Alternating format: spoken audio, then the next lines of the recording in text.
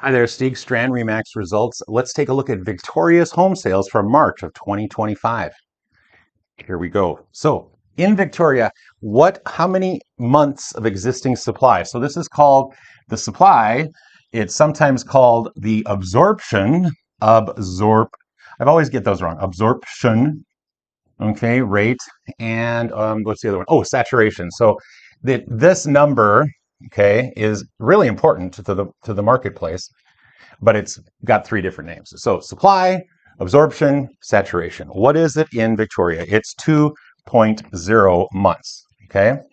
So that means that there's enough homes in Victoria to satisfy every buyer that's looking in Victoria, okay, for 2 months. But then there'll be no homes on the market. Okay. This is existing, not new construction. It's existing, and it's townhomes and condos, townhomes, and single family. So 2 months worth, which, by the way, is medium low. It's not crazy low, but it's medium low for the area. But we're going to talk about why that's important to know. Right now, when it comes to new construction, that changes things. The new construction, so this is existing, okay? Now, when we look at new construction, we'll just call it new builds, okay? New BLD.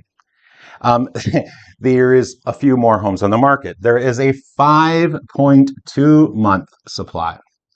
Okay, I won't put in the H. I could have put in the H, but anyway, there's a 5.2 month supply. So we go from 2 months of supply for existing and 5.2 months for new construction. Now this is pretty normal. This isn't abnormal at all. However, I wanted to point it out because Victoria is going to have some headwinds. Why?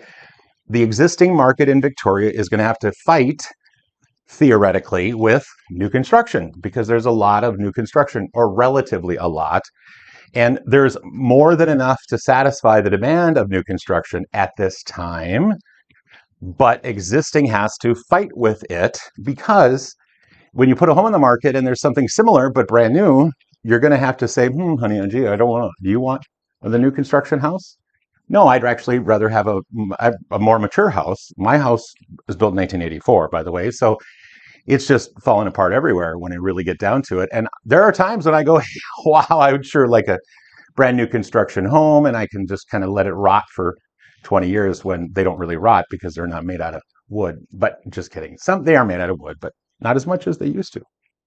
Anyway, what I'm getting at here is that this is one of the reasons why Victoria doesn't seem quite as strong on paper as some of the other suburbs who don't have as much new construction, okay? Because Victoria and Chaska in the southwest, and some, in the Minnetrista area, they're the only ones where there's consistent building happening. But with the existing, what was it for March? It's 18 days for the days on market, or the DOM, which is, it took 18 days on the median to get a home sold, an existing home sold in Victoria for March of 2025, okay? Half of them took longer, half of them took shorter. That's pending, not closed, but the inspection is either gone, meaning satisfied, or it didn't exist in the first place. Right now, about a third of all the purchase agreements being written and closed don't have inspection contingencies. Okay, so just to kind of put that in, by the way, that'll probably increase. Well, it is increasing in the very near future. And by the way, March of 2024, it was 21 days, so almost identical. So a little over, almost 3 weeks, or a little about 3 weeks. But I wanted to put in something into perspective. Last month in Victoria, there were only 11 sales, 11 existing sales. Okay, so they're out of those 11 sales, 3 of them.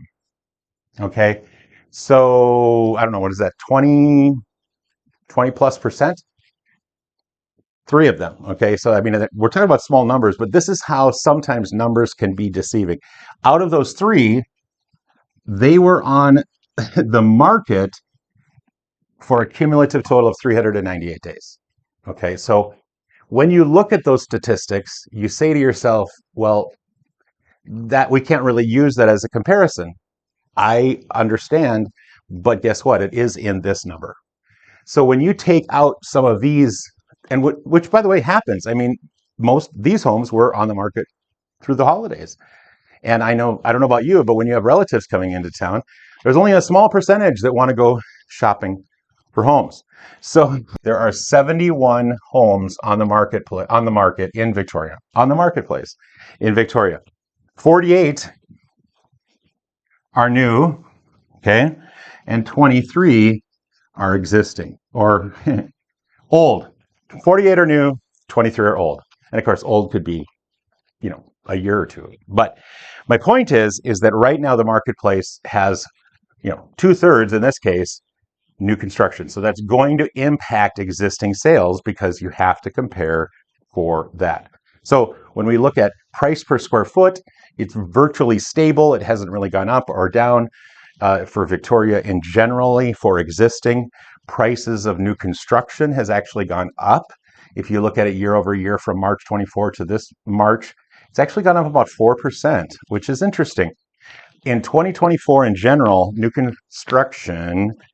construction was challenged because it had a lot of different issues, and they were actually discounting a little, sometimes as much as 6 or 7 or 8% when you looked at price per square foot and things like that. In 2025, we're already seeing the builders increase prices slightly, and this is before they're building in any of the taxes or tariff or different things like that. So in that respect, that's healthy and good for the overall market. And for Victoria, if these prices go up, given everything else equal, these sellers will be a little happier. Thank you for watching. I really do appreciate it. And if I can be of any assistance, please let me know. Bye-bye.